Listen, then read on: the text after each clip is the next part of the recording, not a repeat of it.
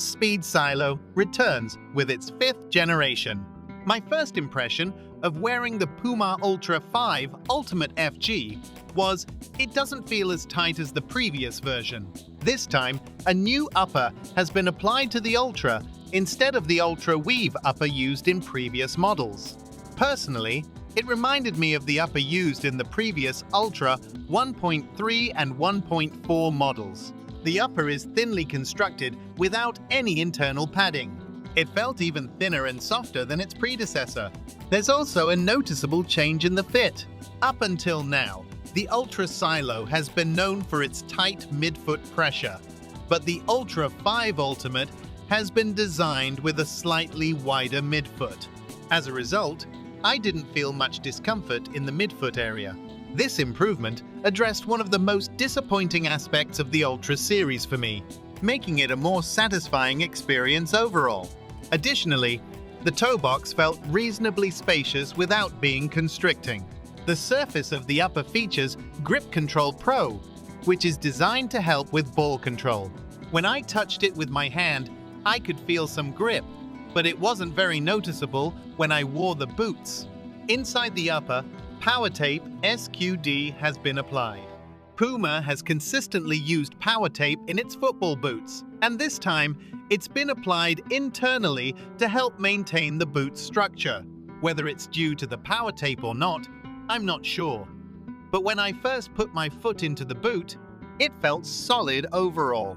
The instep area is constructed with a stretchy, one-piece knit material. One minor downside is that the gap between the tongue and the ankle, which was an issue with Adidas' recently released F50, also appeared in the Ultra 5 Ultimate. However, it wasn't too bothersome, and the boot still provided a good snug fit. The heel area features an external heel cup, and the interior is cushioned. Personally, I experienced heel pain with previous Ultra models, but I didn't feel any heel pain with this one. The heel felt secure, with no slipping, which was quite satisfying.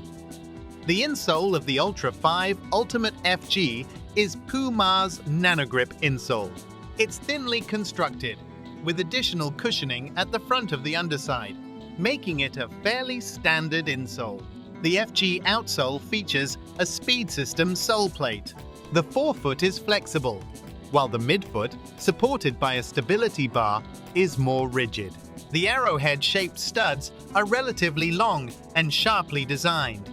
We tested the FG studs on a wet artificial grass field with long grass and good ground cushioning. The stud pressure was not noticeable, but the studs did feel a bit long.